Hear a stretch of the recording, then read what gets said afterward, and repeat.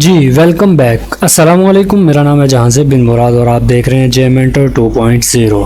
तो आज की इस वीडियो में हम लोग सीखने वाले हैं कि आप लोग किस तरह से क्लोन स्टैम्प को फ़ोटोशॉप में यूज़ कर सकते हैं।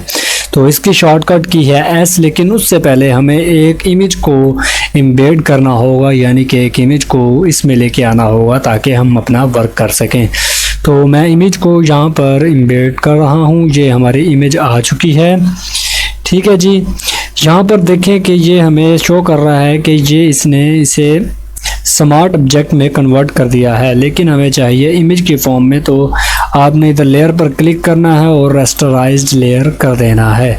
उसके बाद नेक्स्ट स्टेप जो आपने करना है, स्टैम्प टूल को सेलेक्ट करना है या एस को प्रेस करना है और ये आपको कुछ इस तरह से नज़र आएगा। यहाँ से आप ब्रश का साइज़ कम भी कर सकते हैं। ये देखें जी, बिल्कुल छोटा हो गया। और यहाँ से आप बढ़ा भी सकते हैं, काफ़ी ज़्यादा हो जाएगा तो नज़र नहीं आएगा। ये देखें जी, ठीक है।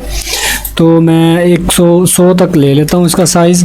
उसके बाद आपने जो चीज़ करनी है, थोड़ा सा अपनी इमेज को जूम करना है। फ़र्ज़ करें कि मैं इस बच्चे का क्लोन बनाना चाहता हूँ, तो मैंने यहाँ पर ऑल्ट की को प्रेस करना है।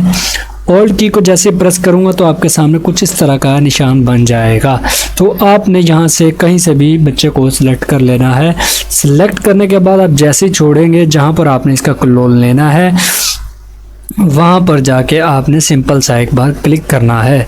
ये मैं यहाँ पर क्लिक करता हूँ और इसके बाद देखें जी, कमाल इसका क्लोन स्टैम्प टूल का, ये जो क्लोन स्टैम्प टूल है इसका आप कमाल चेक करना कि किस तरह से ये यहाँ पर मुकम्मल एरिया बनाता है।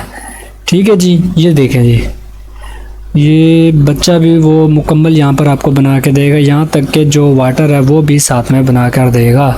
अब ये कैसे ले रहा है, ये देखें जी, जहाँ जहाँ पर आप यहाँ पर मूव कर रहे हैं उसी हिसाब से दूसरी साइड पर एक प्लस का निशान भी मूव कर रहा है। इसका मतलब है वहाँ से ये वही वाला एरिया लेकर यहाँ पर मतलब कि एडजस्ट कर रहा है। ठीक है जी, ये चीज़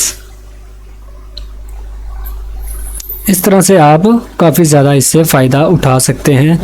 ये देखें जी, बच्चे के साथ साथ हमने ये जो इसके पेड्स हैं ये भी यहाँ से हम इसको मूव करके उसी तरह का स्टाइल लेते हैं। ये लें जी, ठीक है जी।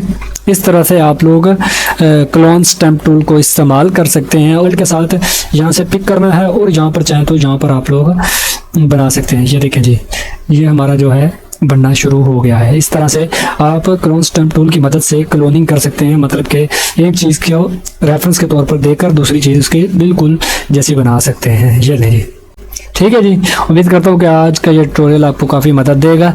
तो मिलते हैं नेक्स्ट वीडियो में। टेक केयर, अल्लाह हाफिज़।